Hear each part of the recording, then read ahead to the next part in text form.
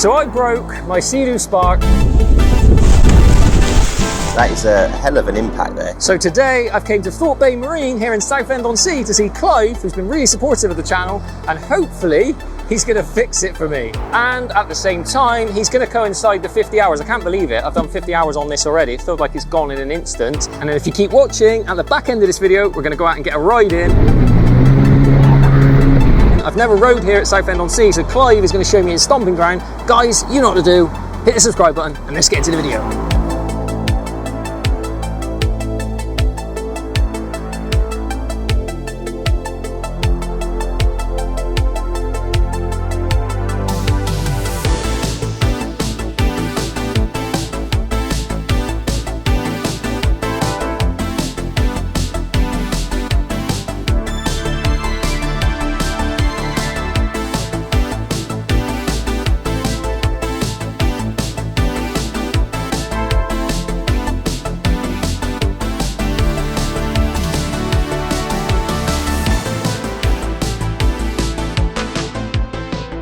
So guys, we are at Thorpe Bay finally. Come on in, Clive. Let's officially introduce Clive. And Andy's hiding somewhere over there. We're not sure if we're going to get him on camera, so Clive is the friendly face. But you guys will know him from when I did the 3-up to 2-up conversion. They kindly sent me the parts, which is why we now have a 2-up. And today, Clive is going to be working his magic on the bucket, which for the eagle-eyed viewers, you'll see I may or may not have jumped the wave and kind of hit the sand. I tried to hide it in the last video, but quite clearly it's bent. We'll find it. We'll find it. And we're going to be taking the top deck off because I want you guys to see, for everyone who always sends me messages, how does that process take place? We're going to take it off. We're going to go through a service, and Clive is going to be the guru and explain to you how you should be doing things, hopefully. And how you shouldn't be doing things. Hopefully. So take it away, mate. Right, okay, so we'll start off with the pump, shall we? Yeah. We'll get this pump off and have a little look at these brackets. So, see what kind of damage you've done, shall we? Clive has assured me he thinks it's highly unlikely that I could have bent the bucket, but I don't know. We should have put a bet on that bucket, I'd buy you a beer. So yeah, he did, to be fair. I mean, I did hit it hard. So basically what happened, guys, is we were wave jumping, me and Dad. We were in an area where it is known to have a sandbar, and basically I rode my wave and luck for too long, and I hit a sandbar. So I went up, nice and vertical, came down and hit the absolute top extremity of the bucket. Right, let's cut these cable ties off and see what we've got here. I was worried that I'd actually snap the VTS arm, because that's always the thing you worry about, isn't it? If the module's gone. If you snap the VTS arm, again, that is a hell of an impact there, because I know they're plastic here, but they do go into a bit of a metal rod down there, which I'm pretty sure will be fine. But as you can see here, though, we have definitely obtained some damage on these two brackets here. Yeah, so that's what I could see. So these are like your end stop brackets, right? Basically, yeah. Yeah, so what we need to do is take the pump off and just double check that these brackets are okay. And obviously, if this bucket is straight. Yes. So we'll have a little look at that. It's a hell of a unit. You would think, but it's a chunky bit of kit. So like I said, if you have bent that, fair play to you. Yeah, not intentional, guys. I'm not an advocate for damaging your ski. I do try to look after it, but if you're going to abuse a ski, abuse a modern ski, which you can actually get the parts to replace it, as opposed to an old 2-stroke where, can you imagine, you'd cry if you came down and snapped something on an old... Well, I mean, that is the nice thing about the Sparks. I mean, like the one out there, customer had a bit of an accident, and he basically took out this whole side. Whole side had gone. So yeah, you said you were working on a hull, right? Yeah, new hull, new top deck. So everything on the Spark is, you can bolt it on, bolt it off, which is always nice. Fairly durable. Fairly bulletproof. If you're not... I know when the Polytech came out, they did get a bit of a... yeah, how many times do you think they've revised this in terms of... Not Polytech 2 is the stronger one, that's on GTI, one, yeah. But on the standard one, do you think they've revised it? I don't think they have revised it since it's come out. Really? It's the same hull design as when it first came out. And it is, well, tested and proven now. Because I know that with the GTI hull, which I call the Polytech 2, they put stringers in it, right? Yeah, correct. And even for the 300, memory serves me right, I think they even went to a Gen 3 on that and put even more strengthening in for that 300 engine. Right. You're definitely going to need it, because you think with the GTI, they've now done the GTR-X 300, which I tested, the amount of flex and torque you're putting through that. There's a lot. There's a lot. Because that was the criticism. People saying, oh, it's just going to snap it's going to rip the sponsons off. But it seems to be holding up. So it shows that Polytech's strong, right?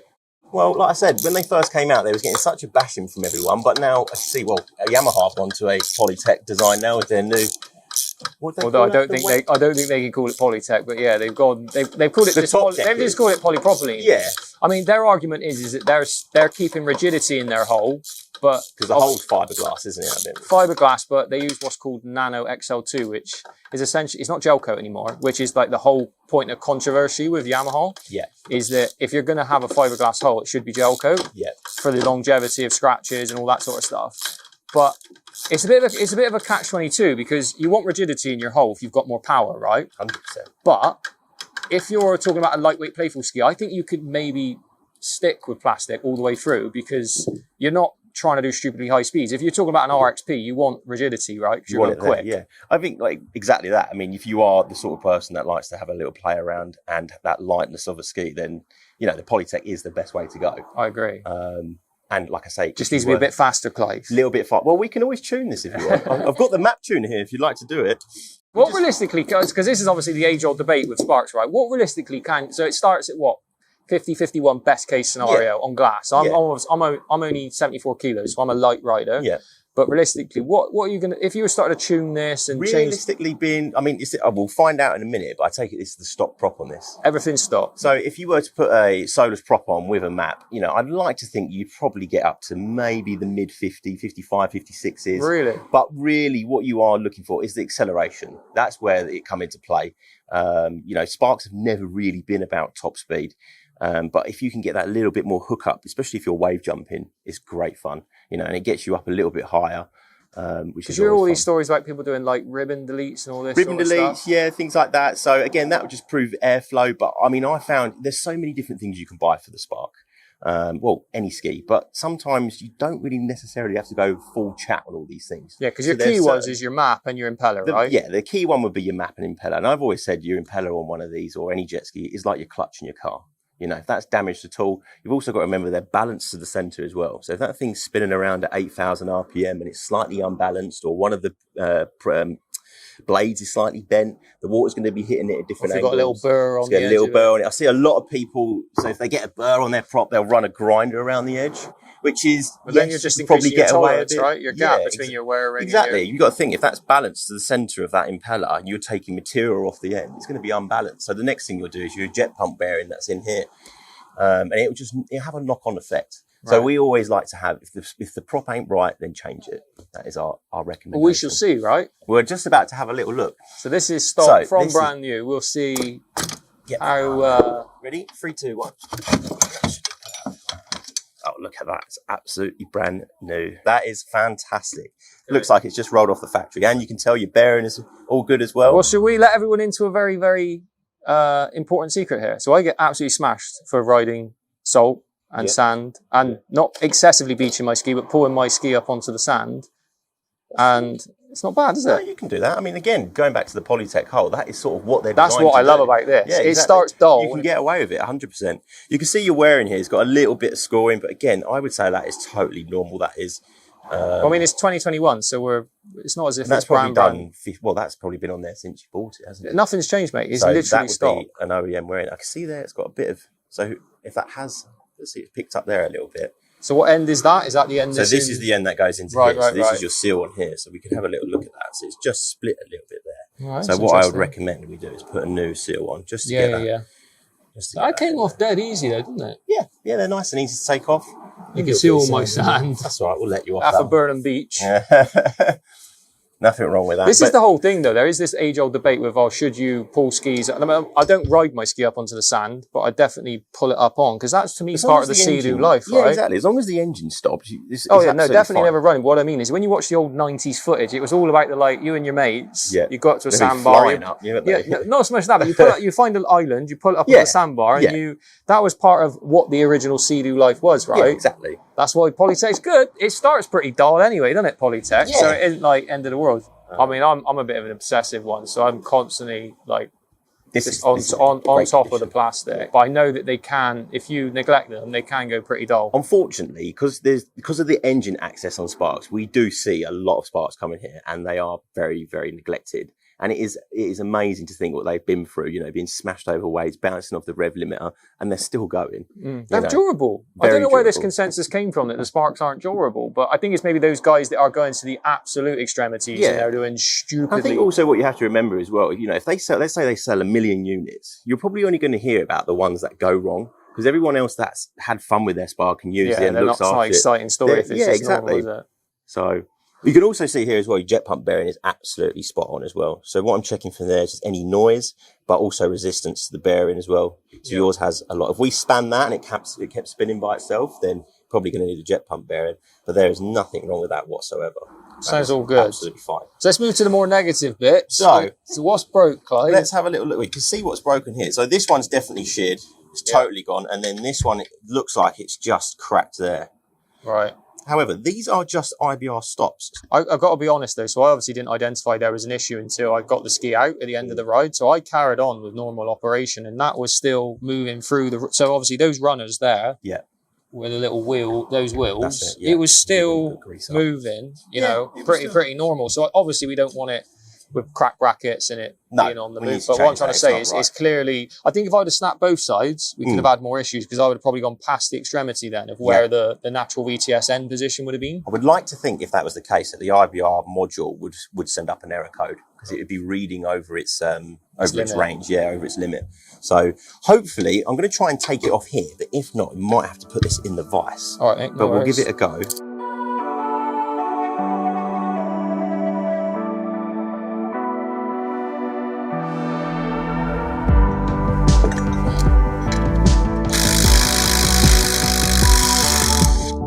I do like to break it off with a ratchet though, and then finish it with the impact. Yeah.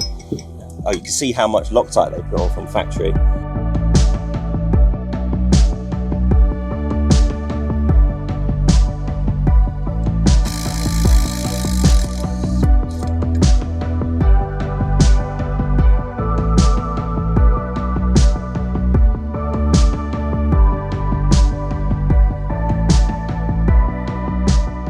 I would say 90% of our problems are jet pump sort of sucking crap up. Yeah, you know, they're showing off in front of their friends. They come in nice and close. Next thing you know, it's bang, bang, bang, bang, bang, and you sucked up a load of stones. Now, jet skis can go shallow, but they're definitely not hovercrafts. They cannot go on land. Very, very rare we change these brackets. So I'm unique. I'm saying nothing. Good or a bad thing. I'm going to get rinsed in the comments. There's always like someone in the comments that knows how to done it before, knows the answer to every equation. You get that constantly, even more so with two strokes. The thing is, I never claim with any of this stuff to be an expert, do you know what I mean? I'm just doing it, working out as you're going sort of thing. And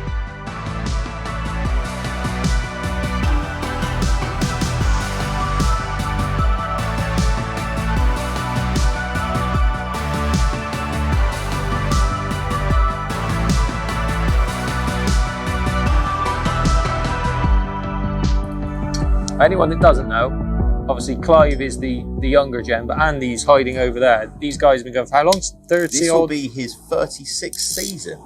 36. That's crazy. That means that he was around in the golden era with two strokes. And he still loves it. Still loves it. Don't you, Dad? What was it back in the day? Buds? Is it still buds? Still buds. Still buds. So has it changed since the original buds? Is it a new form of it, or is it still the same? Three in total. Buds all products. Buds 2. And then I think the first one was just buds. So that's what two strokes would have been, that was right? The two strokes. I was hoping that he might bring an old two stroke out from the back, you know, in a brand new box or something. NPEM. Look at that. Here we go, guys. Not many of those left in the Come on, bring it in. Future. Bring it in. that. We'll call him Doc from Back to the Future. You can do, yeah. Even the colour, that's retro. Yeah. So this is what you'd have used on the old... Yeah, to do the keys on the older two strokes that had des keys. I think it was 1996 it started. Yeah, on So the we don't- XP Limited. That's it. Because pre that it was non-des, right? Yeah. Which was just... Just push the button in. Yeah, my dad used to tell me stories when you forget your key, you could just sort of jimmy it up to be able to ride. Use a But, fork. yeah, but security, obviously, they brought in des. That's so cool. They are All we need now is just bring back two strokes, right? Exactly. Yeah. That'd be nice, wouldn't it? Start the campaign. Put in the comments. No, okay. Nearly there. Nearly tripped him up, and then it was a no. A sudden no. I mean, to be fair, I can see why you guys like Sparks, right? As long as people aren't abusing them, they no headaches, right? No headaches, no. They're absolutely brilliant, but they do get used. What was it like back in the day, though, Andy, with two strokes? Were they in a lot for warranty claims? Not necessarily warranty claims. Like when I say, for example, a brand new XP would have been on its first year of ownership. Someone came in, bought one. Yep. How often would you expect to have seen that back then? Oh, that's a very good question. To be honest, if they were looked after, probably once a year for a service. What about things like carb rebuilds and? Again, carb rebuilds were normally if they turned them over and got water in. Right. So we'd have to strip the cars down, get rid of all the water, rebuild them. I mean, carbs don't go wrong. So they were reliable? Yeah. You heard it here first. Very reliable. I guess it's this many years removed is the problem, right? Because of the parts and the knowledge of working on them and stuff. But everyone forgets that back in the day when you were actually selling them, you'd have had warranty and everything would have been the same back then than it is now. Yeah, always sold with a year's warranty, minimum. What was the popular models? The XP, obviously. XP, it's always been XP and GTX. GTX. Really. Because that's your three-seater sort of model. Do you remember the Millennium? My dad had that one, the red one. Yeah, I used to love that as a kid. 951. I think it was, I don't know if they did it was a carb, right? And then they did a DI a bit later. I think the DIs came out on that one 2002, if memory serves me right. So the Millennium would have been carb then. Yeah. It's so cool. Yeah. I really like the 951. We've still got customers with them. Really? Yeah. Well, I've got them. Yeah. I think a lot of people moaned about the 951s because of like water ingestion issues or something on the XPs where they had like a recall on them back in the day where water would get in through the front hood. I'll tell you a little story about that. So when they bought that out, the air horns came down and were on the lower deck. We had a meeting at Southend-on-Sea with the importers at the time with the top bods, engineering bods from Sea-Doo. So as I was looking around it, I looked at them and said, those air horns are going to cause a massive problem. No, they won't, they told me. Yes, they will, I said. Year later, recall to make the air horns go up. And because I covered this in one of my videos, but I didn't know the intricacies of what actually went on. But I know it was a problem because it's the same on you remember the GSX? Yeah. They put like those rubber flanges to try and stop the water getting. Yes. Yeah, same sort of thing. Water ingestion. Sort of yeah. So when they first came out, the air Sorry, horns, Clive. as I said, came down onto the hull. So they came out with a mod to make them come up in the air, and then the flaps went on as well. But it remedied it? Yes. On the whole, yes. Yeah. Unless you sank something. Right, I better go back to it. I knew you'd have all the stories. Thing is, I've got those models, so I actually am aware of those issues still. Like if you're riding a GSX and you excessively spin it or flip it, obviously water is falling straight down on top of where the airbox will be, where the water will come in. I think that is just the progression of, how the engineering came so far. I mean, if you look at the fact now, we've essentially got pretty much a closed off access. You think in the 90s, you had access, it was all open. But the best thing, obviously, because I'm not a two-stroke, so more four-stroke, so I can remember We're going to change that. We're going to change that. Remember the first IBR, Gen 1 IBR? Oh my God, I've never worked on anything so pain in the arse. Really? It is such a pain in the arse. So this has came a long way then? So this is a Gen 3 IBR now, yeah, and they are so much easier. The old school ones, the very first ones are actually bolted to the ride plate, which again, in seawater, and you've got a stainless steel bolt going into cast. Doesn't last very long, so you can almost guarantee you'll go to take it off and it will snap. All of the hull inserts, there was probably about, I'm trying to think, so there was 2 at the back holding the IBR on, 1 at the front, and then you had 2 in there, and they went into again, stainless steel collar, which went into the hull, and then on this side of the hull, you had this webbed, what would you call it? A rubber web with loads of different threads in. Right. So again, after a while, and again, if you haven't been off for a while, they would seize in there. Right. And if they seize in there, imagine this, you've got the jet pump on, you've got your IBR on, and you've got a seized bolt right to the back. So you ask, how do you get it off? We've got our new brackets on now. Yeah. We've also got a new seal on here because your one was ever so slightly damaged. Out there it is over here. You see a little rip. What would have caused that, mate? Something like that's been pinched. So at the actual manufacture stage? Yeah, possibly. If that has been put on, or they've just cacked it a little bit, hence why I grease it up. So we have you can see how we've got a bit of Sea-Doo lube on there now, so it'll fit in nicely. Nice. And there's no risk of pinching it then. Yeah. No, we bought it brand new. Yeah, so I would probably just say you've just been a little bit unlucky there. Not that it caused any problems, but they've just pinched it there. Yeah. So that's it. Yeah, you can have it. There you go. There's your warranty gone. To be honest, it was always the plan with me that, so I've gone to 50 hours now, Yep. which I don't know where those hours have gone. It's gone so fast, but I always just wanted to see how the land lied with both the deck coming off. So it had a 10-hour service, oil change after the break-in. Yeah. But I always just wanted to see, generally, So I take it this pump's never been off then? Nothing's ever been touched. So I wanted to see what condition the pump would be in, the wear ring, impeller, but also equally, when we take the top deck off in the moment, for this concept that Seadoo always say about how you wash it down, how does that work out in realistic, real-world usage? So we'll see. Yeah. Which is fascinating for me. Whereas you're kind of skewing the narrative. If you constantly take your top deck off yourself and you're constantly washing it. If you constantly keep taking it off, it's a bit of a pain because, you know, it's not a 5-minute job. And B, you can see obviously you've got your rubber washers in here. So if it's on and off all the time, all these rubber washers will start to degrade. They'll start to split. Do you know what I use? So I got an airline with one of these flexi hoses. So I'll wash it down and I'll try and blow off as much of the water and then obviously XPS spray it. Yeah, but that's the one. That's one of the access benefits of the new gen, right? They've got the little hatch on the top to be able to get down in there. So the famous sand. I gave this a lot of abuse in my video. Watch it here. In person, not quite as bad. The blue definitely helps to give it that punch of colour, but I still feel like this would look better if it was white, that stark contrast. But very, very interesting. I've obviously rode the new facelift, and then you've got the exact same as what I've got. And because they're in the exact same blue, I mean, you guys can decide, is angular nicer than soft? I personally still feel the angular is nicer, just all these sharp edges. This is quite a nice detail, I must say. This flow through here just looks a little bit more refined. But the biggest upsell on this is going to obviously be the fact that you now can just clip the speaker on as opposed to drilling like you're doing with this. You've obviously got the under-seat access. Come have a look at this, Megs. You can tell it's new. You've got that under-seat access, which I'd absolutely love to have on mine. I know you can get the aftermarket Riva one that you can fit on there, but that's just a nice detail to have straight from factory. Is there more access? I get asked that all the time for that 1630. I don't know. In all honesty, you can kind of get your arm in a little bit easier than on mine. And there definitely is more room around here to be able to get it in. But will they ever do it is the question. And this screen, which has been a big point of contention for me, I absolutely love under here. We've got this watertight access. Amazing. But why didn't they give this more aesthetic consideration? You look at the Gen 1, looks so nice. I think they need to remedy that. I've spent more time looking at this now and I could get on board with it for sure. Obviously link queue at the back, which is nicer. I think they're missing a huge trick here on the 3-up, not to have Sea-Doo. And actually seeing this in person, you can actually see the mold marks, which you just don't have on the Gen 1.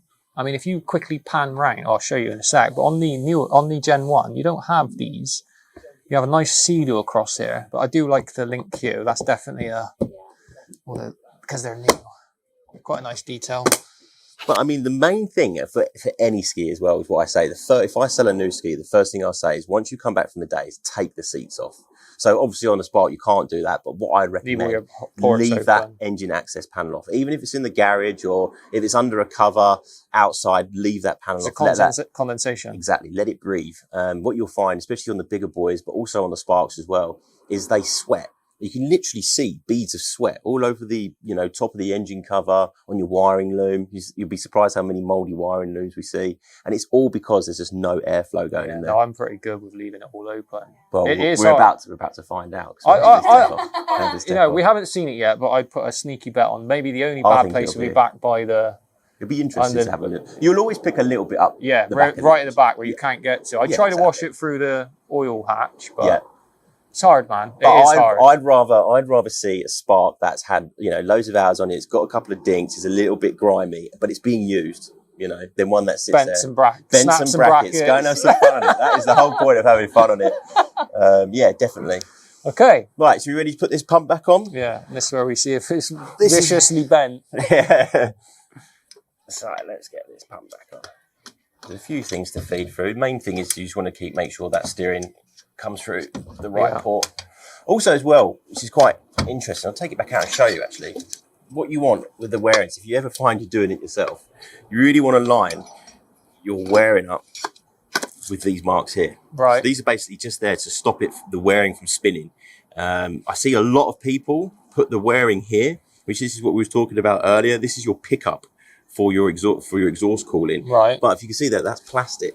Yeah. So let's say worst case scenario, you sucked a stone up or you got something caught in there and the wearing wants to spin. It's going to snap. If that breaks that is a nightmare. Whereas if it breaks, it's not going to break the metal. It's not going to break the metal. The worst thing that will happen is it will shear these guides off.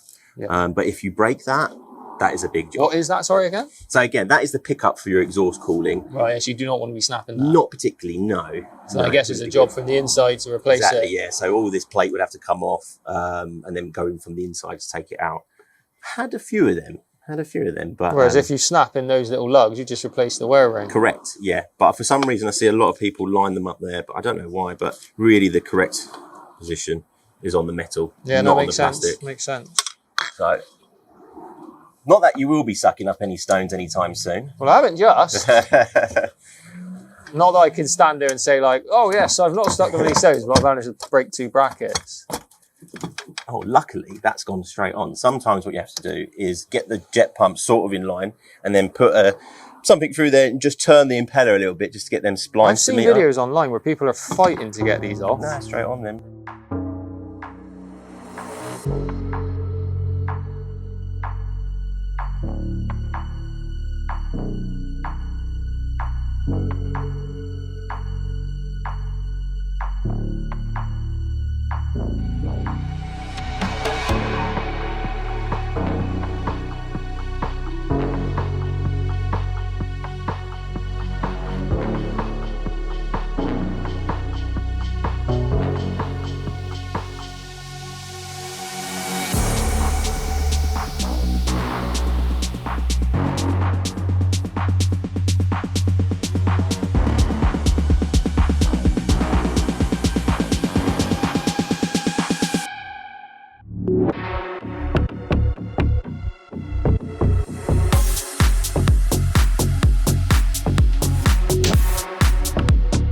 Sometimes I find the IBR override can be... I struggled with it a little bit. Sometimes. Can be a little bit of a mind of its own. We'll go right down first. Just have a little look at that. If it was bent to me, I think it's bent that way. Yeah. It looks like that, and that's how it was prior to the brackets. Definitely think the brackets have made it better. Oh, 100% they're going to have. And then we'll just... Oh, that was first time that time. Was it? Yeah. And then we'll go all the way up. A little bit of sand. You got to think, so this, guys, just leave it there a minute. This is how it was when I hit the sand. So I would have been up vertical, came down, and this lip here, maybe even that, to be honest, but it hit the sand, and then that is obviously deflected 5mm and hit both of those end stops, right? Okay, so that's cool. Complete. Job number 1 complete. Now you've got the... Service it? Yeah, the bit that I'm excited to see. Obviously, I've seen the top deck off, but what I'm more interested in is you just talking through the organic process of if someone was having a ski serviced, what goes into it? So the first thing to do is we need to plug it on the computer. Yeah. For any IBR updates, ECM updates, and just make sure she's all good. You know, everything's green. We can also reset the service on there. Once we know that's all good, then we can start taking it apart and servicing it. Palm rests on Sparks. I'm not a big fan of palm rest, to be honest with you. Do you think that's an intentional decision, or do you think they've done that to sort of promote people to buy the optional extras of different grips? Possibly. That is a possibility. I mean, personally, I prefer the normal grips like that. I feel like you get a lot tighter on them. Definitely for aggressive riding. 100%. But for comfort and longevity, palm rest is nice. I would argue the fact that if you're going to buy a normal Spark, palm rests. If you're going to buy Trixx, the sporty ones, so you can hold on to them a little bit harder. That was the first thing I noticed, that they changed, but I just figured it was a clever marketing tactic to get people to buy 2 sets of grips. Like, you know when they have the heated grips? I don't know if you still got them.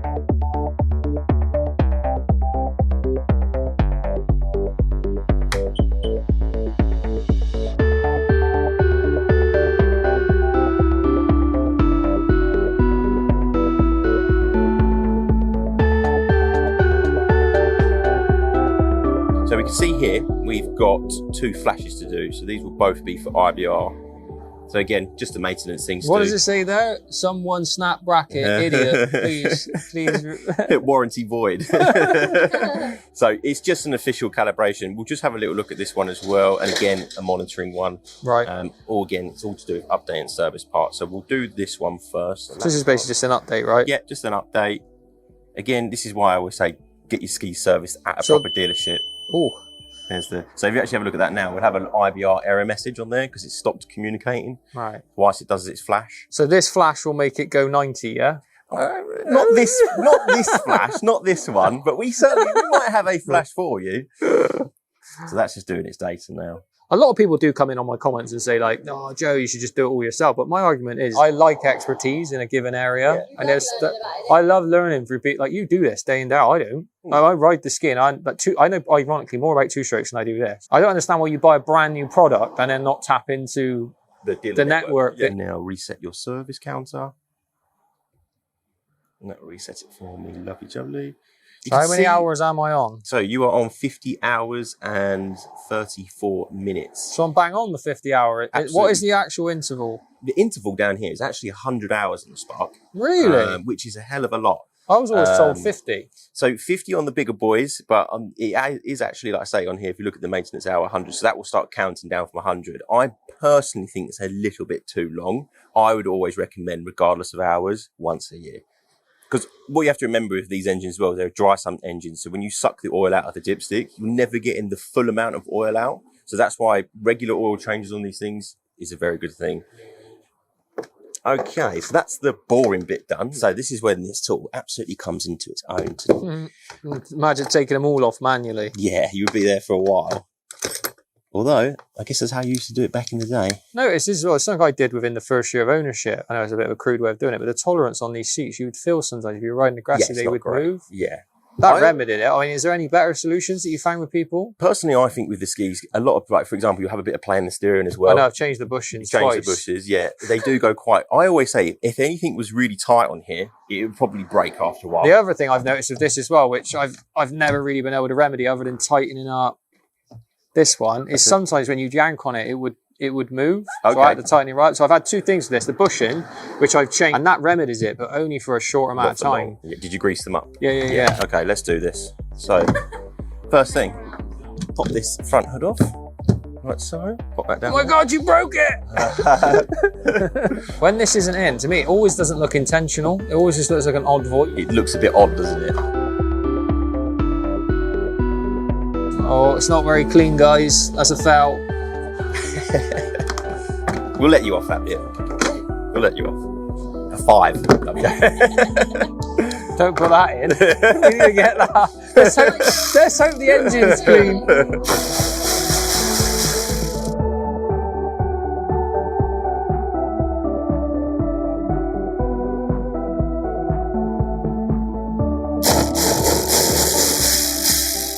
To be honest, mate, I'm just keeping it nice until when you buy it off me when the Spark-X comes out and I buy a new ski. Deal. If you could just have a word with Sea-Doo. I'll give you $3,000 for it. Yeah, this is where you take off and say, oh, that's wrong. Oh, that's wrong. Okay, so we'll do the front deck now. This is where normally people go wrong because they take all these different bolts out. This is the captive one, so you can't really take that out without breaking the nut inside. But it's literally just one. I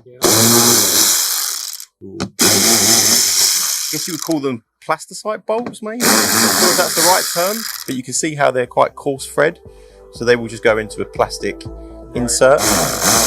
I've seen the colorized ones. The problem with that is they're plastic, so they're just as good as like the OEM ones. I think it's more of an aesthetic thing, isn't it? It is an aesthetic just so you thing, look yeah. at it. I don't know whether you're seeing loads of red ones all over. It's jarring to the Yeah, eye. it's a bit much. You then sort of see the bolts as opposed to them blend in. Yeah, no, I totally agree with you.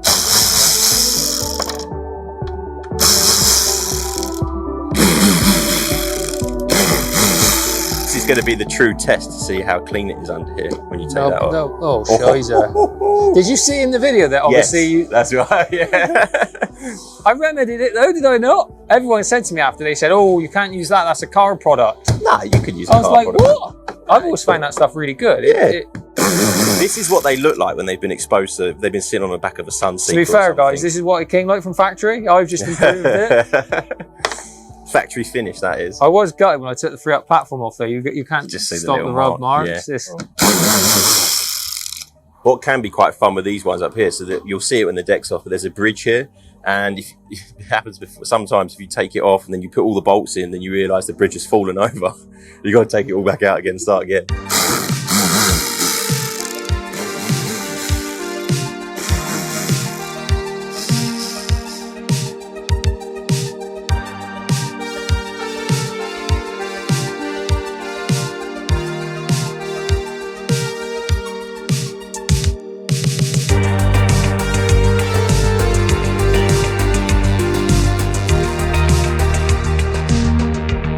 grab the rear grab handle. Yeah. I'm going to grab the front, and then we'll just pull up like that, and off she comes. That is pretty ingenious, isn't it? There you go. And this is why I like the Spark, because once the deck's off, you've got everything. they're lovely to work on. Yeah. I mean, I'm not patting myself on the back, but that's not bad. That is very, very good. Let's have a little look at the rear of the engine, because normally that's where it picks up a little bit, but my concern was this would be the minimal, very minimal. But it all looks pretty good in there. No water or anything. There's no like excessive corrosion anywhere, is there? Is that the VTS module there? That is your IBR VTS module. But yeah, she's very clean. That was the bit I was worried about, because you see a lot of the time these are really corroded. Yeah, they normally pick up a little bit just because it's alley. That is a very, very clean Spark engine. I take my hat off. Just the engine's too slow. No, I like the 900X engine. We just need a bolt of turbo to it, Clive. I'll tell you one thing with the Spark engine, or the Spark design, and I probably shouldn't say this, but I will say it anyway. So the engine expansion tank, this bit here, you can see where they put the overflow towards the back. So if you're wheeling a lot, what you will find is this coolant will end up going down there. Do you know what I've had? Have you filled that up before? Yeah. So the rule of thumb with, because this is an expansion tank, the whole system, coolant system, is about 4 litres.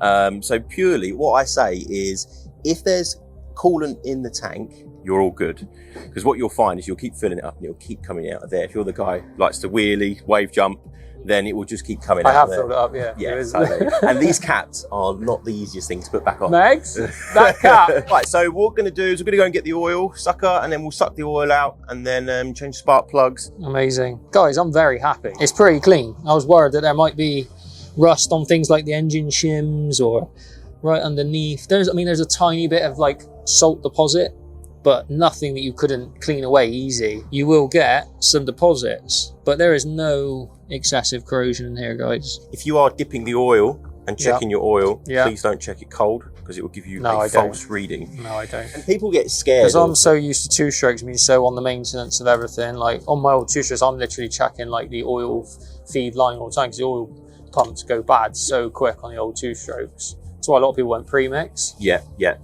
But at least for me, the originality is destroyed. So I take it they'd have their own oil tanks and then mix it. But a lot of the pumps went bad, Okay, so put that in there. Now, really out of a Spark, probably looking for around about 2 litres to get out. Yeah. Like I said to you, you'll never get the full amount out, which is why it's important to have regular oil changes. And you obviously, that's why you warmed it up as well, to try and help. Yes, to get as much out as possible. What are starter motors generally like on the newer stuff? Are they pretty good? Yeah, very good. I've only ever done 1 or 2 Spark starter motors. So I'm just loosening off this wiring loom so I can then pop the plugs off to the coil packs. Yeah. Sometimes they're very tight, so it just doesn't allow that access. That's it. And then we should be able to just pop these out. But you've done this a fair few times, eh? A couple of times, yeah, a couple of times. I must admit, that is a massive USP. Once it's off, I mean, bloody hell, the access is infinite. Yeah.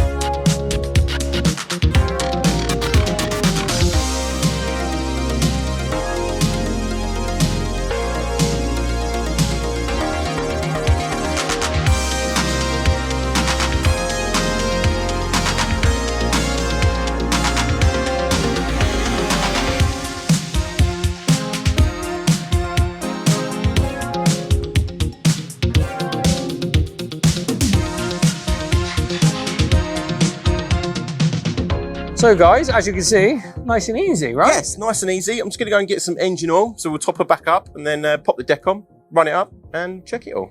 Nice, and we are then ready for tomorrow to go hit the water and have a blast. I think it looks good. Obviously, I think you have to be careful here with sucking up stones. So don't beach a ski or suck a stone up. But in terms of the water clarity, what can I say? We ski at Burnham-on-Sea, so can't really be a snob. The water here looks pretty damn good. So hopefully, you're going to find us some waves tomorrow, Clive. Hopefully, that's the plan. Hopefully we'll catch a nice big ship out in the shipping lane. Southampton's pretty good for that. You need to come to Southampton when I ski with Ross. Yeah, we always definitely. go into that middle of the Solent, mate, is pretty hectic. I always remember I sold a brand new RXP to a fella, a really nice bloke. And I said, come on, we'll go out for a little ride. Found this big ship, so we're jumping it like quite a few times. And fully broke in. Fully broke in, oh yes, of course. But the last one, I remember being mid-air, looking to my side, and just seeing an RXP with no one on it. I'm thinking, where's Lee gone? And he must have been about 20 foot back that way. So we're at the re-oil stage. Yep, so you can see we've taken out 2 litres, probably just a little bit over 2 litres. So I'm going to go for 2.2. This is always the big point of controversy of old two-strokes is like, oh, XPS or rock oil or... Gotta be XPS. Oh, I always use XPS. If it's Yami, it's Yamalu. If it's Sea-Doo, it's XPS in my opinion. Two-stroke oil is a bit harder. You know, like the original yellow bottle stuff. You might ask myself, yeah, why does 200 millilitres make any difference? But well, he's precise, old Clive. Absolutely spot on. You'll actually find a lot of people overfill these with oil, and between the high mark and the dipstick, you really only have about, let's say, a maximum maybe of about 400 millilitres between them 2 marks. Really? So you have to get it bang on. No pressure. She'll be good. Oil starts flying out everywhere. Won't need to lube it up anymore.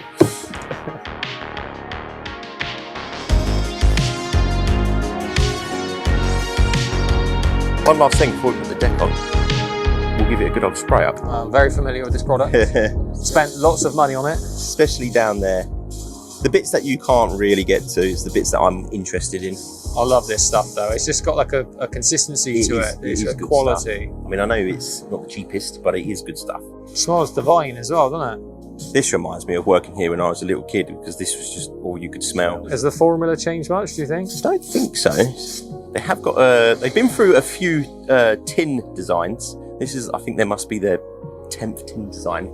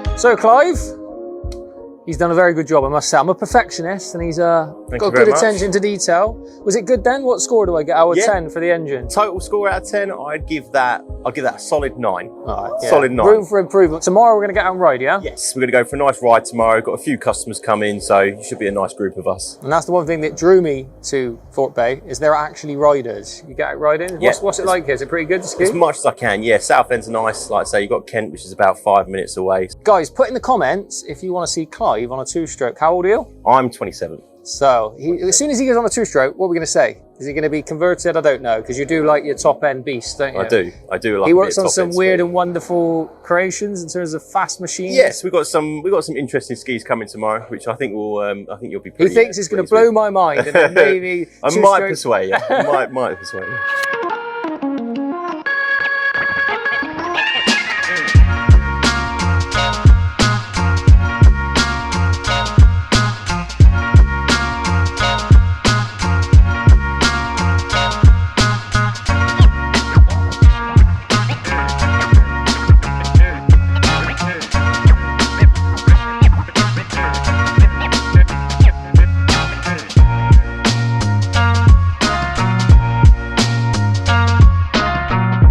So it's the next morning, we're about to launch. I cannot wait, the sun is shining. Hopefully we get some waves, Clive's promised. So let's get them in the water. I've never actually rode here in Southend, so I'm really excited. Clive, this is obviously where the dealership is. If you're ever in and around this area, go check out the dealership. And Clive is actually a rider, so he's into his skis. I think he's actually into modifying skis slightly, so he's a bit of a guru if you want to get some more performance out of your ski. I'm a bit of a stock guy, we know this by now, with two strokes. Maybe in the future I might mop the Spark, who knows. The green beast is going, and Clive has kindly said he will launch for us. Is there a better feeling when you're just about to go skiing?